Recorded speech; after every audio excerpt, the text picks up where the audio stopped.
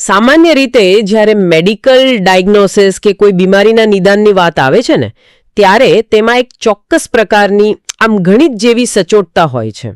એટલે કે જો કોઈનું હાડકું ભાંગ્યું હોય તો એક્સરે મશીન પેલી બ્લેક એન્ડ વ્હાઇટ ફિલ્મ પર એ તૂટેલી લાઈન બિલકુલ સ્પષ્ટ બતાવે છે. બિલકુલ. ડોક્ટર સીધી આંગળી મૂકીને કહી શકે કે ભાઈ સમસ્યા અહીં છે. હા, અને આ તેનો ઈલાજ છે. આ આખી પ્રક્રિયા માનવીના મગજને એક પ્રકારની શાંતિ આપે છે. આપણને બધું ક્લિયર જોઈએ છે. એ તો છે જ. માનવ સ્વભાવ જ એવો છે કે તેને દરેક વસ્તુ સ્પષ્ટ ખાનાઓમાં વર્ગીકૃત થયેલી જોવી ગમે. મતલબ કે એક એન્જિનિયરિંગ પ્રોબ્લેમ હોય ને જ્યાં કારણ અને પરિણામ વચ્ચે સીધો સંબંધ હોય. શારીરિક વિજ્ઞાન આ જરૂરિયાત પૂરી પાડે છે. પણ જુઓ, જ્યારે આપણે માનવ મનોવિજ્ઞાન, આપણી મહત્વાકાંક્ષા, સત્તાની લાલસા અને પેલી સાચી ખુશીના અદૃશ્ય ક્ષેત્રમાં પ્રવેશ કરીએ છીએ ને ત્યારે પેલો એક્સરે મશીન કામ કરતું બંધ થઈ જાય છે. ત્યાં કોઈ સ્પષ્ટ શ્વેત અને શ્યામ રેખાઓ નથી હોતી. સાચી વાત છે. ત્યાં બધું ગ્રે એરિયા હોય છે. એક્ઝેક્ટલી. અને આજની આપણી આ ઊંડાણપૂર્વકની ચર્ચા આવા જ એક ધૂંધળા પણ અત્યંત મહત્વના વિષય પર છે. આપણી પાસે દેવદત્ત પટનાયકના કેટલાક બહુ જ રસપ્રદ સ્ત્રોતો અને ઇન્ટરવ્યૂના અંશો છે. આ માહિતી આધુનિક જીવનની આ જટિલતાઓને સમજવા માટે ભગવદ્ ગીતા અને ભારતીય પૌરાણિક કથાઓનો એકદમ નવો જ દૃષ્ટિકોણ પૂરો પાડે છે. અને આ કોઈ માત્ર પૂજા પાઠ કે ધાર્મિક વાતો નથી. ના, જરાય નહીં. આજના કોર્પોરેટ મેનેજમેન્ટ અને હ્યુમન સાયકોલોજી માટેના આ બહુ મોટા કેસ સ્ટડીઝ છે. આપણે એ જ સમજવાનું છે કે આ બધું આજના સમયમાં કેટલું પ્રસ્તુત છે. આ સ્ત્રોતોનું વિશ્લેષણ એટલા માટે પણ રોમાંચક છે કારણ કે તે સીધો પ્રહાર આપણી રોજિંદી દોડધામ પર કરે છે. આપણે જે સિસ્ટમમાં જીવી રહ્યા છીએ ને તેમાં ક્યાંક ને ક્યાંક અજાણતા જ આપણે એવી માનસિકતા સ્વીકારી લીધી છે જે સરવાળે બહુ વિનાશક છે. વિનાશક એટલે કેવી રીતે? એટલે કે પ્રાચીન કથાઓના રૂપકોનો ઉપયોગ કરીને આધુનિક મૂડીવાદ અને આ જે વ્યક્તિગત અસંતોષ છે એની પાછળનું વિજ્ઞાન આ સ્ત્રોતો બહુ સરસ રીતે સમજાવે છે. એ ખરેખર આંખ ઉગાડનારી પ્રક્રિયા છે. તો ચાલો આને સમજીએ. આજના સ્ત્રોતોમાં શરૂઆત જ એક એવા ખ્યાલથી થાય છે જેણે આપણા આખા સમાજને ભરડામાં લીધો છે, જેને અહીં બકાસુરની જાળ એવું નામ આપવામાં આવ્યું છે. હા, બકાસુર સિન્ડ્રોમ કહી શકાય. બિલકુલ. આપણે એક એવા યુગમાં જીવી રહ્યા છીએ જ્યાં સંતોષ શબ્દને જાણે એક નબળાઈ કે અપશબ્દ માની લેવામાં આવ્યો છે. કોઈ વ્યક્તિ એમ કહે ને કે મારી પાસે પૂરતું છે તો સમાજ તેને સીધો આળસુ ગણી લે છે. લાલચ અને સતત દોડતા રહેવાની આ જે વૃત્તિ છે એને આપણે એક નવું સન્માનજનક નામ આપી દીધું છે, મહત્વાકાંક્ષા અથવા એમ્બિશન. અને અહીં જ બકાસુરનું રૂપક બહુ જ સચોટ રીતે કામ કરે છે. મહાભારતમાં બકાસુર એવો કોઈ પરંપરાગત ખલનાયક નથી. મતલબ એવો કોઈ રાક્ષસ નથી જે વિના કારણ કોઈનો દ્વેષ કરતો હોય. અચ્છા, તો તેની મુખ્ય સમસ્યા શું હતી? તેની મૂળભૂત લાક્ષણિકતા માત્ર એ છે કે તેનું પેટ ક્યારેય ભરાતું નથી. તેની પાચન શક્તિ અનંત છે. જો તેને ખાવાનું આપવામાં આવે ને તો તે ખોરાકની સાથે સાથે ખોરાક લાવનારનો હાથ પણ ખાઈ જાય. બાપરે. હા, આ કોઈ દુષ્ટતા નથી. આ માત્ર એક અનિયંત્રિત ભૂખ છે. અને તમે જુઓ, આજની આપણી આર્થિક વ્યવસ્થાઓ બરાબર આ જ સિદ્ધાંત પર ચાલી રહી છે. જ્યારે ગ્રોથ અથવા વિકાસનો એકમાત્ર માપદંડ અનંત વપરાશ બની જાય ત્યારે વ્યક્તિ પોતે જ એક બકાસુર બની જાય છે. આના પરથી મને એક વિચાર આવે છે. આધુનિક મૂડીવાદની ફિલોસોફી, ખાસ કરીને પેલી આઇન રેન્ડ જેવા લેખકોના પુસ્તકોમાં જે રજૂ થઈ છે તે એવું શીખવે છે ને કે વ્યક્તિગત સ્વાર્થ અને પોતાની અતૃપ્ત મહત્વાકાંક્ષા જે દુનિયાને આગળ ધપાવે છે. હા, એમના મતે સ્વાર્થ એ સદ્ગુણ છે. તો પછી મારો પ્રશ્ન એ છે કે શું આજના સમયનો આ કોર્પોરેટ મૂડીવાદ એ મૂળભૂત રીતે બકાસુરનું જ રાષ્ટ્રગીત નથી? આઇન રેન્ડની ફિલોસોફી સાથેની આ સરખામણી આખી વાતના મૂળ સુધી પહોંચે છે. શરૂઆતના તબક્કે વ્યક્તિગત સ્વાર્થ એક એન્જિન તરીકે કામ કરી શકે છે જે નવીનતા લાવે. પણ સમસ્યા ક્યાં થાય છે? સમસ્યા ત્યારે સર્જાય છે જ્યારે આ ભૂખની કોઈ અપર લિમિટ નથી હોતી. ટૂચની કોઈ મર્યાદા જ નથી. સ્ત્રોતોમાં એક બહુ જ ઊંડી વાત છે કે આજે દુનિયાના અબજોપતિઓ પણ અંદરથી દુઃખી અને અસુરક્ષિત જોવા મળે છે. અરે, એ લોકો પાસે તો બધું જ છે. એટલે કે પૂરતું છે એવું સિગ્નલ આપતું જ નથી. અને જ્યાં સુધી કોઈ વ્યક્તિને પોતાની પાસે પૂરતું હોવાનો અહેસાસ ન થાય ત્યાં સુધી તેની પાસે સરપ્લસ જનરેટ થઈ શકતો નથી. એટલે સંતોષ વિના સરપ્લસ અશક્ય છે. એક્ઝેક્ટલી. પોતાની પાસે વધારે હશે એવો અહેસાસ થશે તો જ માણસ બીજાને આપશે ને. આ બહુ મોટો મુદ્દો છે. જો પોતાની જ ભૂખ સંતોષાતી ન હોય તો સમાજને આપવાનો વિચાર જ ક્યાંથી આવે? પણ આ બકાસુરની જાળમાંથી બહાર આવવાનો રસ્તો શું છે? આપણે એમાં ફસાઈએ છીએ જ કેમ? અહીં સ્ત્રોતમાં મિથ્યા અને સરસ્વતીનો એક બહુ જ રસપ્રદ કોન્સેપ્ટ સમજાવવામાં આવ્યો છે. હા, સામાન્ય ભાષામાં તો આપણે મિથ કે મિથ્યાનો અર્થ જુઠ્ઠાણું એવો કરીએ છીએ, બરાબર ને? સંસ્કૃત શબ્દ મિથ્યાનું અર્થઘટન અહીં આખી ગેમ બદલી નાખે છે. મિથ્યા એટલે જુઠ્ઠાણું નહીં, પણ અધૂરું સત્ય. આ બ્રહ્માંડમાં કોઈ પણ માનવી પાસે સંપૂર્ણ સત્ય હોવાની કોઈ શક્યતા જ નથી. દરેક વ્યક્તિ દુનિયાને પોતાના અનુભવોના એક નાના છિદ્રમાંથી જુએ છે. એટલે તેની પાસે જે છે તે માત્ર એક અધૂરું સત્ય છે. બિલકુલ. અને અહીં જ સૌથી મોટો આહા મોમેન્ટ છે. જ્યારે કોઈ વ્યક્તિ એ સ્વીકારી લે છે કે સામે ઊભેલો માણસ જૂઠો નથી, પણ માત્ર પોતાનું અધૂરું સત્ય રજૂ કરી રહ્યો છે, ત્યારે સંઘર્ષનું મૂળ જ કપાઈ જાય છે. સાવ સાચી વાત છે. જો મારું સત્ય પણ અધૂરું હોય અને સામેવાળાનું પણ અધૂરું હોય તો પછી આપણે પોતાના સત્યને સંપૂર્ણ સાબિત કરવા માટે ઝઘડવાની કોઈ જરૂર જ નથી રહેતી. અને આ જ સમજણ વિવાદને સંવાદમાં પરિવર્તિત કરે છે. વિવાદમાં એક પક્ષ બીજાને હરાવવા માંગે છે, જ્યારે સંવાદમાં બંને પક્ષો પોતાના અધૂરા સત્યોને જોડીને સંપૂર્ણતા તરફ જવાનો પ્રયાસ કરે છે. ખરું? હા, પણ આ સંવાદ ત્યારે જ શક્ય બને જ્યારે વ્યક્તિના મનમાં જિજ્ઞાસા જન્મે. સામેવાળો આવું કેમ વિચારે છે તે જાણવાની જિજ્ઞાસા. આ જ જિજ્ઞાસાને જ પૌરાણિક ભાષામાં સરસ્વતી કહેવામાં આવી છે. પણ કમનસીબે આપણી અત્યારની શિક્ષણ વ્યવસ્થા આ જિજ્ઞાસાની જ સૌથી મોટી દુશ્મન બની ગઈ છે એવું નથી લાગતું? શાળાઓ અને યુનિવર્સિટીઓ બાળકો પર માત્ર માહિતી થોપવાનું મશીન બની ગઈ છે. જાણે કે સમાજમાં એક વર્ગ હંમેશા જ્ઞાન પર પોતાનો કાબુ જમાવી રાખવા માંગે છે. જ્ઞાન પરનો કાબુ એ સત્તા જાળવી રાખવાનું સૌથી જૂનું હથિયાર છે. ઇતિહાસ સાક્ષી છે કે જેની પાસે સાચું જ્ઞાન હોય છે તે હંમેશા તેને છુપાવી રાખવાનો પ્રયાસ કરે છે. કારણ કે માહિતી લોકો સુધી પહોંચશે તો તેઓ પ્રશ્નો પૂછશે. એક્ઝેક્ટલી. અત્યારની શિક્ષણ પ્રથા ગોખણપટ્ટી પર ભાર મૂકે છે, કારણ કે ગોખેલું જ્ઞાન આજ્ઞાંકિત કર્મચારીઓ બનાવે છે, જ્યારે જિજ્ઞાસા પ્રશ્નો પૂછનારા નાગરિકો બનાવે છે. હા, સ્ત્રોત બહુ સ્પષ્ટપણે ચેતવણી આપે છે કે જો જીવનમાં સરસ્વતી એટલે કે જિજ્ઞાસા નહીં આવે તો પછી ગમે તેટલી લક્ષ્મી ભેગી થઈ જાય, સાચો આનંદ ક્યારેય નહીં મળે. આમ જોવા જઈએ તો આજના સમયમાં તો દરેકના હાથમાં રહેલા સ્માર્ટફોનમાં આખી દુનિયાભરનું જ્ઞાન છે.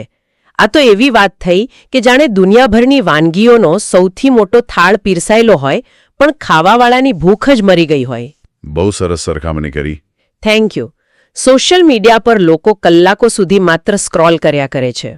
માહિતીનો ધોધ વહી રહ્યો છે, પણ કંઈક નવું સર્ચ કરવાની કે ઊંડાણમાં ઉતરવાની જિજ્ઞાસા જ ગાયબ છે. અને આ જ જિજ્ઞાસાનો અભાવ વ્યક્તિને પાછો પેલા બકાસુરના મોડમાં ધકેલી દે છે. અને વિચારો, જ્યારે લાખો લોકો વ્યક્તિગત રીતે આ બકાસુર મોડમાં આવી જાય ત્યારે તે આખા દેશની અર્થવ્યવસ્થા અને રાજકારણનું સ્વરૂપ કેવું બદલી નાખે? તો એની અસર દેશના લેવલ પર કેવી રીતે થાય છે? અહીં સ્ત્રોતમાં કુબેર અને ગણેશજીનું એક અદ્ભુત આર્થિક મોડલ રજૂ કરવામાં આવ્યું છે. ભારતીય તત્વજ્ઞાનમાં જુઓ, કુબેર એ સંપત્તિના દેવતા છે, છતાં તેમની વ્યાપક પૂજા થતી નથી. પૂજા હંમેશા ગણેશજીની થાય છે. હા, કારણ કે કુબેર એ શુદ્ધ અનિયંત્રિત મૂડીવાદનું પ્રતીક છે. તેમની પાસે માત્ર ધન છે, પણ તે ધનને વહેંચવાની કોઈ દ્રષ્ટિ નથી. બરાબર. જ્યારે ગણેશજી પાસે ધનની સાથે સાથે સરસ્વતી એટલે કે જ્ઞાન અને સંતોષ પણ છે. ગણેશજી પાસે એક એવો સરપ્લસ છે જે સમાજમાં પાછો ફરે છે. એટલે ગણેશજી ધનને જકડી નથી રાખતા. ના. હવે આ બે પૌરાણિક પ્રતીકોને આજના વૈશ્વિક પટલ પર મૂકીએ તો બહુ રસપ્રદ ચિત્ર ઊભું થાય છે. સ્ત્રોતમાં દુનિયાના બે સૌથી મોટા આર્થિક મોડલ અમેરિકા અને ચીનનું વિશ્લેષણ છે. જો કે આપણે અહીંયા કોઈ રાજકીય પક્ષ નથી લઈ રહ્યા, માત્ર સ્ત્રોતની વાત રજૂ કરીએ છીએ. ચોક્કસ. બંને મોડલના ફાયદા અને નુકસાન સ્ત્રોતમાં બહુ તટસ્થ રીતે દર્શાવ્યા છે. તો અમેરિકાનું મોડલ શું કહે છે? અમેરિકાના મોડલમાં કુબેરો એટલે કે મોટા મૂડીવાદીઓ એટલા શક્તિશાળી થઈ ગયા છે કે તેઓ રાજ્ય વ્યવસ્થા અને સરકારને નિયંત્રિત કરે છે અને તેના પરિણામે ત્યાંની જાહેર સંસ્થાઓ શાળાઓ અને હોસ્પિટલોનું માળખું નબળું પડી રહ્યું છે કારણ કે બધું જ નફાના ત્રાજવે તોડાય છે. અને સામે છેડે ચીનનું ઉદાહરણ છે. ત્યાં આનાથી બિલકુલ ઊંધું છે, જ્યાં રાજ્ય વ્યવસ્થા એટલે કે સરકાર મૂડીવાદીઓને નિયંત્રિત કરે છે. હા, અને સ્ત્રોત નોંધે છે કે ચીને છેલ્લા કેટલાક દાયકાઓમાં 80 મિલિયન જેટલા લોકોને અત્યંત ગરીબીમાંથી બહાર કાઢ્યા છે. પણ સાથે જ ત્યાં કોઈ વ્યક્તિગત એકાધિકાર એટલે કે મોનોપોલીને સાંખી લેવામાં આવતો નથી. પેલા જેક મા જેવા અબજોપતિ ઉદ્યોગપતિઓ જ્યારે રાજ્ય વ્યવસ્થાથી મોટા થવાનો પ્રયાસ કરે છે ત્યારે વ્યવસ્થા તેમના પર કાબૂ મેળવી લે છે. આ બે અત્યંત વિરોધાભાસી મોડલ છે. એકમાં બજાર સરકારને ચલાવે છે અને બીજામાં સરકાર બજાર પર પૂર્ણ નિયંત્રણ રાખે છે. ભારતે આ બંને અંતિમોથી બચીને પોતાનો મધ્યમ માર્ગ શોધવાનો છે, જેને આપણે ગણેશ મોડલ કહી શકીએ. બરાબર? બિલકુલ. એક એવો માર્ગ જ્યાં સંપત્તિનું સર્જન પણ થાય અને તેનું સામાજિક રોકાણ પણ થાય. અને અહીંથી જ કરવેરા એટલે કે ટેક્સેશનનો કોન્સેપ્ટ સમજી શકાય છે. હા, ખરેખર આ ટેક્સેશનની જરૂરિયાત ઊભી જ કેમ થઈ? કારણ કે સમાજના મોટાભાગના અમીર લોકો પોતાની મેળે ગણેશ બનવા તૈયાર નથી હોતા. તેઓ કુબેર બનીને બેઠા હોય છે. તેમનામાં હજુ પેલો બકાસુર જીવતો હોય છે જે વધુને વધુ ભેગું કરવા માંગે છે. મતલબ કે તેઓ પોતાની સંપત્તિનો અમુક હિસ્સો સ્વેચ્છાએ સમાજના નબળા વર્ગ પાછળ ખર્ચતા નથી? ના. એટલે સમાજનું સંતુલન જાળવવા માટે સરકારે એક કૃત્રિમ વ્યવસ્થા ઊભી કરવી પડે છે, કરવેરા. સરકાર ટેક્સ દ્વારા તે સંપત્તિ બળજબરીથી ખેંચે છે અને તેનું પુનઃવિતરણ કરે છે. અહીં વાત બહુ જ રસપ્રદ વળાંક લે છે. આપણે અત્યાર સુધી સંતોષ, સરપ્લસ અને વહેંચણીની વાત કરી. જો આ બધું જ આદર્શ હોય તો પછી હિન્દુ ધર્મનું સૌથી મોટું અને પવિત્ર પુસ્તક ભગવદ્ ગીતા એક ભયાનક યુદ્ધના મેદાનમાં કેમ રચાયું? બહુ જ સારો પ્રશ્ન છે. કુરુક્ષેત્રમાં કોઈ શાંતિનો સંદેશ નથી અપાઈ રહ્યો ને? તો પછી ધર્મ વાસ્તવમાં શું છે? આ પેરાડોક્સને સમજવા માટે ગીતાના બિલકુલ પહેલા શ્લોક તરફ જવું પડે.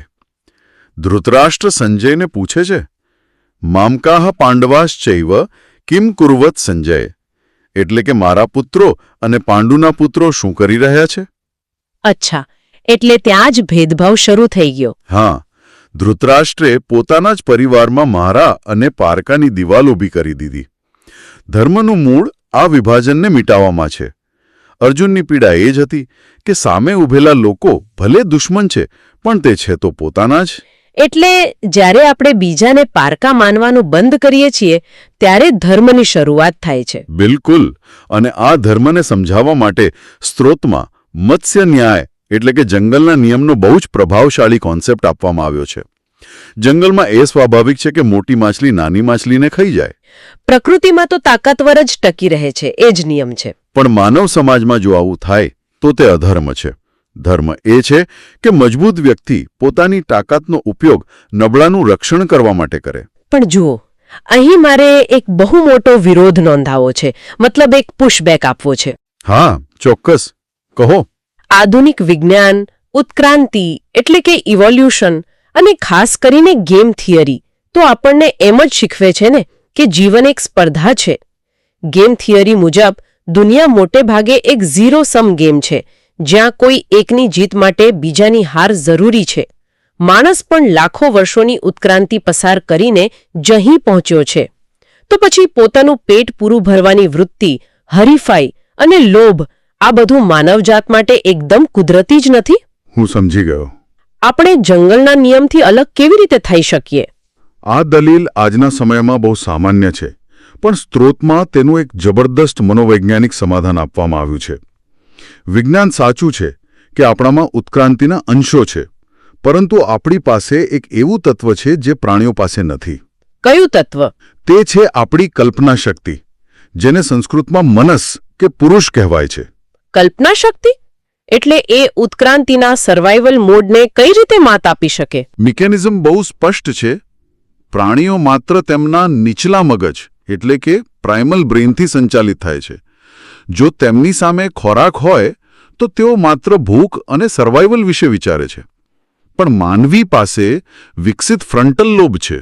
હા, આપણે ભવિષ્યનું વિચારી શકીએ છીએ. એક્ઝેક્ટલી. આપણે એવી વસ્તુઓની કલ્પના કરી શકીએ છીએ જે હજુ અસ્તિત્વમાં જ નથી.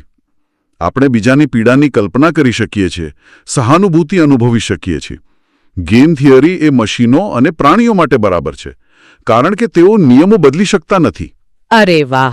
પણ માણસ પોતાની કલ્પના શક્તિથી આખી ગેમ જ બદલી શકે છે. હા, આપણે એક એવી વ્યવસ્થા ઊભી કરી શકીએ છીએ જ્યાં નાની માછલીને પણ જીવવાનો અને મોટી થવાનો અધિકાર હોય. જ્યારે આપણે જંગલના નિયમનો આશરો લઈને લોભને યોગ્ય ઠેરવીએ છીએ ને, ત્યારે વાસ્તવમાં આપણે આપણી અંદર રહેલા સર્વોચ્ચ માનવીય તત્વને દબાવીને એક પશુની કક્ષાએ જઈ રહ્યા હોઈએ છીએ. આ વાત તો બહુ જ ઊંડી છે. આ કલ્પના શક્તિ જ આપણને મનુષ્ય બનાવે છે. પણ હવે ફરી કુરુક્ષેત્રની વાત કરીએ. જો પાંડવો ધર્મના પક્ષે હતા અને તેઓ કલ્પના શક્તિનો સાચો ઉપયોગ કરી રહ્યા હતા, તો તેમને યુદ્ધમાં આટલું બધું નુકસાન કેમ વેઠવું પડ્યું? આ ગીતાનું સૌથી કડવું અને વાસ્તવિક સત્ય છે, જેને સ્ત્રોત બહુ જ ભારપૂર્વક રજૂ કરે છે. સાચા હોવાનો અર્થ એ નથી કે વ્યક્તિ પરિણામો ભોગવવામાંથી બચી જશે. અંગ્રેજીમાં જેને આપણે કોલેટરલ ડેમેજ કહીએ છીએ, તે કોઈપણ સંઘર્ષમાં અનિવાર્ય છે. હા, પાંડવો સાચા હતા, છતાં યુદ્ધના અંતે દ્રૌપદીના બધા જ પુત્રો માર્યા ગયા. અભિમન્યુ અને ઘટોત્કચ પણ મૃત્યુ પામ્યા. ખુદ કૃષ્ણને પણ ગાંધારીનો શ્રાપ મળ્યો અને તેમનો આખો યદુવંશ નાશ પામ્યો. આ ખરેખર રૂવાડા ઊભા કરી દેતી વાસ્તવિકતા છે. કર્મનો સિદ્ધાંત કોઈને પણ છોડતો નથી. જ્યારે કોઈ સંઘર્ષ થાય, ભલે તે ધર્મ માટે હોય, તો પણ નુકસાન તો બંને પક્ષે થાય જ છે. સાવ સાચી વાત. અને આ જ સત્ય સત્તા અને નેતૃત્વના ક્ષેત્રમાં પણ લાગુ પડે છે. જો માનવી પાસે કલ્પના શક્તિ હોય તો તેણે સત્તા સાથે કેવો વર્તાવ કરવો જોઈએ? આના માટે સ્ત્રોતમાં રામ, ભીષ્મ અને હનુમાનજીના બહુ જ સચોટ દાખલા આપ્યા છે. સત્તાને પચાવવી એ સૌથી અઘરું કામ છે. ભગવાન રામનું ઉદાહરણ જોઈએ તો તેઓ ક્યારેય ગાદી કે સત્તા સાથે પોતાનું અસ્તિત્વ જોડીને બેઠા નહોતા. સત્તા તેમના માટે માત્ર એક ફરજ હતી. બરાબર. તેથી જ જ્યારે તેમને અયોધ્યા છોડવાનું કહેવામાં આવ્યું, ત્યારે કોઈપણ કડવાશ વિના તેઓ વનમાં જવા તૈયાર થઈ ગયા. અને આની બિલકુલ વિપરીત પરિસ્થિતિ ભીષ્મ પિતામહની હતી. સ્ત્રોતમાં તેમને એક બહુ જ મોટા વડના ઝાડ સાથે સરખાવવામાં આવ્યા છે. હા, વડનું ઝાડ બહુ વિશાળ હોય છે, પણ તેની ઘટાદાર ડાળીઓ નીચે ક્યારે કોઈ નવો છોડ ઉગી શકતો નથી. ભીષ્મ પિતામહ હસ્તિનાપુરની સત્તા અને વ્યવસ્થા સાથે એટલા જ જકડાઈ ગયા હતા કે તેઓ નિવૃત્ત થવા માટે જ તૈયાર નહોતા. અને આ વડગાળનું પરિણામ શું આવ્યું? જ્યારે જૂની પેઢી જગ્યા ખાલી નથી કરતી, ત્યારે નવી પેઢી ગુંગળાઈ જાય છે. સિસ્ટમને સાફ કરવા માટે શ્રી કૃષ્ણને ભીષ્મ પિતામહને બાણશૈયા પર સુવડાવવા પડ્યા. ભારતીય પરંપરામાં વાનપ્રસ્થ આશ્રમનો કોન્સેપ્ટ એ જ શીખવે છે કે સમય આવે ત્યારે સત્તા અને જવાબદારી નવી પેઢીને સોંપી દેવી જોઈએ. આ વાત તો આજના ઘણા રાજકારણીઓ અને કોર્પોરેટ જગતના સીઈઓને સીધી લાગુ પડે છે. તેઓ પોતાની ખુરશી છોડવા ક્યારે રાજી નથી હોતા અને અંતે આખી સંસ્થાને નુકસાન પહોંચાડે છે. હા, બિલકુલ. આ બધા વચ્ચે ત્રીજું ઉદાહરણ હનુમાનજીનું છે, જે એકદમ અદ્ભુત છે. તેમની પાસે અષ્ટસિદ્ધિ અને નવનિધિ છે. તેઓ એકલા હાથે રાવણને ખતમ કરી શકે એટલા શક્તિશાળી છે. છતાં તેઓ વાનર સ્વરૂપે રામના ચરણોમાં બેસે છે. શા માટે? કારણ કે હનુમાનજી પાસે ફોકસની સાથે સાથે પર્સ્પેક્ટિવ એટલે કે દૃષ્ટિકોણ પણ છે. મહાભારતનો પેલો પ્રસંગ યાદ કરો, જ્યાં હનુમાનજી વૃદ્ધ વાનરનું રૂપ લઈને ભીમના રસ્તામાં સૂતા હોય છે. હા, મને યાદ છે. ભીમ પાસે પોતાના લક્ષ્ય પર પહોંચવાનું પૂરું ફોકસ છે, પણ શક્તિના અહંકારમાં તેની પાસે પર્સ્પેક્ટિવ નથી. તે વૃદ્ધ વાનરને હડસેલવાનો પ્રયાસ કરે છે અને હનુમાનજી ભીમનો અહંકાર તોડે છે. એ સમજાવે છે કે માત્ર લક્ષ્ય પર ધ્યાન કેન્દ્રિત કરવું પૂરતું નથી. તમારી આસપાસની દુનિયા, લોકોની નબળાઈઓ અને સંજોગોને સમજવાની ઉદારતા પણ જરૂરી છે. તો આ બધાનો અર્થ શું છે? આ બધી જ ઊંડી ફિલોસોફી અને પૌરાણિક વાતોને કોઈ વ્યક્તિ પોતાના આજના અંગત અને વ્યવસાયિક જીવનમાં કેવી રીતે અપનાવી શકે? સ્ત્રોતમાં જીવન પ્રત્યેના બે અભિગમો, રણભૂમિ અને રંગભૂમિ, વચ્ચેનો બહુ જ સુંદર તફાવત આપવામાં આવ્યો છે. આ તફાવત આખી ચર્ચાનો નિષ્કર્ષ છે. રણભૂમિ અને રંગભૂમિ. જો કોઈ વ્યક્તિ જીવન અને વ્યવસાયને માત્ર રણભૂમિ માનશે, તો તેનું એકમાત્ર લક્ષ્ય દુશ્મનોને હરાવવાનું અને પોતે જીતવાનું જ રહેશે. આ પેલી ઝીરો સમ ગેમ છે, જ્યાં તણાવ અને સંઘર્ષ ક્યારે પૂરા થતા નથી. પણ જો તે જ વ્યક્તિ જીવનને રંગભૂમિ એટલે કે નાટક કે કલાનું મંચ માની લે તો દૃષ્ટિકોણ સાવ બદલાઈ જાય છે. બિલકુલ. રણભૂમિ પર કોઈ એકબીજાને મારતું નથી. ત્યાં કલાકારો એકબીજાના સહકારથી શ્રેષ્ઠ પ્રદર્શન કરવાનો અને દર્શકોને આનંદ આપવાનો પ્રયાસ કરે છે. તેમાં સહકાર, સર્જન અને સંવાદ હોય છે. અને આ અભિગમ અપનાવવા માટે જીવનને ચલાવનારા 3 મુખ્ય પ્રેરક બળોને સમજવા પણ એટલા જ જરૂરી છે. સ્ત્રોતમાં તેમને 3 દેવીઓના પ્રતીક રૂપે દર્શાવવામાં આવ્યા છે. હા, આ બહુ જ રસપ્રદ ભાગ છે. માનવીની શારીરિક ભૂખ લક્ષ્મી એટલે કે સંપત્તિ લાવે છે. અસુરક્ષાની ભાવના અને ભય દુર્ગા એટલે કે સત્તા અને સન્માન લાવે છે. અને કલ્પના શક્તિ તથા જિજ્ઞાસા સરસ્વતી એટલે કે જ્ઞાન લાવે છે. આજના આધુનિક સમાજની ટ્રેજેડી જ એ છે ને કે લોકો માત્ર લક્ષ્મી અને દુર્ગા પાછળ જ આખી જિંદગી વિતાવી દે છે. સરસ્વતીને સંપૂર્ણપણે ભૂલી જવામાં આવે છે. સ્ત્રોતમાં એક ઉદાહરણ છે. એક યુવાન છોકરી જેના પિતાએ તેને વારસામાં 100 કરોડ રૂપિયા આપ્યા છે. આટલી સંપત્તિ હોવા છતાં તે ચિંતામાં પૂછે છે કે હવે હું હજુ વધુ પૈસા કેવી રીતે કમાઉં. મતલબ કે 100 કરોડ રૂપિયા હોવા છતાં તે આઝાદ નથી. તેની પાસે સંપત્તિ એટલે કે લક્ષ્મી છે, પણ કલ્પના શક્તિ એટલે કે પુરુષ નથી કે આ સંપત્તિનો ઉપયોગ કરીને તે પોતાની અને સમાજની મુક્તિ માટે શું કરી શકે. તે અજાણતા જ એક સોનાના પિંજરામાં કેદ છે. બિલકુલ. અને જ્યારે આ સંપત્તિનો સકારાત્મક ઉપયોગ કરવાની વાત આવે છે ત્યારે સ્ત્રોતદાન અને રોકાણ એટલે કે ચેરિટી અને ઇન્વેસ્ટમેન્ટ વચ્ચેનો એક બહુ જ સૂક્ષ્મ પણ મહત્વનો ભેદ સ્પષ્ટ કરે છે. એ શું છે? ભારતીય કર્મ સિદ્ધાંત મુજબ જ્યારે તમે માત્ર દાન આપો છો ત્યારે તમે સામેવાળી વ્યક્તિને તમારા ઋણી બનાવી દો છો. તમે એક પ્રકારનો માનસિક બોજ ઊભો કરો છો. હા, અને ઋણી રહેવું એ નર્ક સમાન ગણવામાં આવ્યું છે. તેના બદલે સાચો રસ્તો રોકાણનો છે. સમાજમાં એવું રોકાણ કરવું જેથી એક ઇકોસિસ્ટમ ઊભી થાય, રોજગારી મળે અને લોકો સ્વાવલંબી બને. દાન વ્યક્તિને નિર્ભર બનાવે છે, જ્યારે રોકાણ વ્યક્તિને સશક્ત બનાવે છે. સાચી વાત. જુઓ, આજના આ સેશનમાં ખરેખર કેટલી બધી ગહન વાતો સામે આવી. બકાસુરની ક્યારેય ન સંતોષાતી માનસિકતાથી શરૂ કરીને આપણે મિથ્યા એટલે કે અધૂરા સત્યની તાકાતને સમજ્યા. ગેમ થિયરી અને ઉત્ક્રાંતિના સર્વાઇવલ મોડને માત આપતી આપણી કલ્પના શક્તિનું વિશ્લેષણ કર્યું. ભગવદ્ ગીતામાં છુપાયેલું કોલેટરલ ડેમેજનું વાસ્તવિક સત્ય જોયું. હા, અને આખરે કોર્પોરેટ રણભૂમિને રંગભૂમિમાં કેવી રીતે ફેરવી શકાય તે પણ સમજ્યા. આ બધી જ કથાઓ અને વિશ્લેષણનું મૂળ ઉદ્દેશ્ય એ જ છે કે આપણે આપણા રોજિંદા નિર્ણયોમાં આ વ્યાપક દ્રષ્ટિકોણને લાવીએ, જિજ્ઞાસા જીવંત રાખીએ અને ક્યાંક અજાણતા પેલી બકાસુરની જાળમાં ન ફસાઈ જઈએ. તો આ આખી ચર્ચાને અંતે એક વિચારવા લાયક પ્રશ્ન મૂકીને આપણે આ સેશન પૂરું કરીએ. ધારો કે કોઈ વ્યક્તિ ખરેખર એવું દિલથી સ્વીકારી લે કે આ દુનિયામાં કોઈની પણ પાસે સંપૂર્ણ સત્ય નથી અને દરેકના વિચારો માત્ર મિથ્યા એટલે કે અધૂરા સત્યો જ છે, અને તેને એ પણ ભાન થઈ જાય કે સામે ઊભેલી વ્યક્તિની અંદર અને ખુદ પોતાની અંદર પણ ક્યાંક ને ક્યાંક પેલો ભૂખ્યો બકાસુર છુપાયેલો છે, તો આવતીકાલે સવારે જ્યારે તે વ્યક્તિનો સામનો તેના સૌથી મોટા વિરોધી કે કોઈ અણગમતા સહકર્મી સાથે થશે ત્યારે તેની સાથે વાત કરવાનો અભિગમ કેટલો અલગ હશે. શું તે પોતાના સત્યને સાબિત કરવા માટે વિવાદ કરશે કે પછી સામેવાળાના અધૂરા સત્યને સમજવા માટે સંવાદ?